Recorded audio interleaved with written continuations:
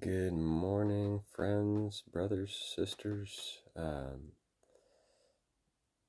I wanted to share briefly from Mark chapter 13, and also to say that I'm beginning to dig into this passage and try to understand it better. Um, and I would love your prayers for that, because it's a deep one. It's talking about the destruction of the temple and perhaps perhaps Jesus' second coming. And the reason I say perhaps is because there's a couple of different ways of understanding Mark chapter 13.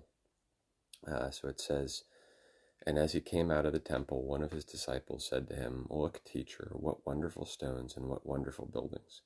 And Jesus said to him, 'Do you see these great buildings? There will not be left here one stone upon another that will not be thrown down.' And as he sat on the Mount of Olives opposite the temple, Peter and James and John and Andrew asked him privately, 'Tell us, when will these things be, and what will be the sign when all these things are about to be accomplished?'" So that's the context. The context for this whole Olivet discourse, called Olivet Discourse because he's sitting on the Mount of Olives as he gives this discourse, is this statement about the destruction of the temple. And then at the end of this discourse in Mark, but similar statements given in Matthew 24 and then also in Luke 21, I think it is. It's either Luke 20 or 21. He says, "Truly I say to you, this generation will not pass away until all these things take place." Which gives pause for consideration, because the destruction of Jerusalem did happen before that generation passed away. But Jesus' second coming did not happen before that generation passed away. So there's two broad perspectives.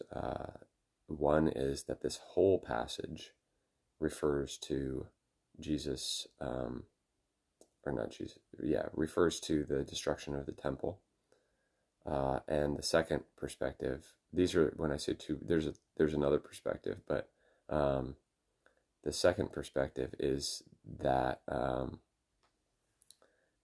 this is primarily talking about the destruction of the temple, but there's a time where it kind of shifts to talking about his second coming, and that there's this foreshadowing of his second coming in the destruction of the temple. So there's things that will happen in his leading up to his second coming that will be like what happened in what led up to the destruction of the temple. And I'll be honest, I kind of go back and forth between those two. There's language in Mark 13, 24. "But in those days after that tribulation, the sun will be darkened, and the moon will not give its light, and the stars will be falling from heaven, and the powers in the heavens will be shaken. And then they will see the Son of Man coming in clouds with great power and glory. And then he will send out the angels and gather his elect from the four winds, from the ends of the earth to the ends of heaven." That sounds like Jesus coming again, his second coming, him calling out his saints to meet him in the air. But we have to remember that in the Old Testament prophets, there's some highly symbolic judgment language that uses basically those same words to talk about when God came in judgment, I think, against Babylon. And so is that speaking somewhat symbolically, and just referring to the judgment of God coming, as these physical things happen on earth? Yes, there's the physical destruction of Jerusalem, but this is really God's judgment that's come upon them, and actually it's the triumph of Christ and his kingdom. He's receiving his kingdom. Daniel 7, even as the physical temple is being destroyed, it's the end of the old covenant era and the beginning of the new covenant era. So it's kind of the partial preterist view. I say partial because full preterist view says there's no future second coming that we're looking forward to, and I believe that that would be heretical. We are looking forward to a second coming of Jesus. I just don't know whether, and this is what I'm asking for prayer and desiring to study more, how much, to what extent is this talking about the second coming and things lead up to the second coming, and to what extent is this just talking about the destruction of the temple?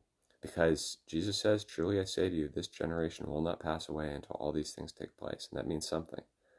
And it certainly, on face value, seems to be most reasonable to say that that means that it means that that generation that was alive then, that all these things that he's talking about would take place. Now you could say they took place in part, and then the fullness of it all would take place at his actual second coming. And that's where I'm hoping that further study will kind of help. But those are just some initial thoughts. But I do think that one of the initial takeaways of this is that this is one of the most powerful places in Scripture where we see God, where we see Jesus predicting what was going to happen, and it happened.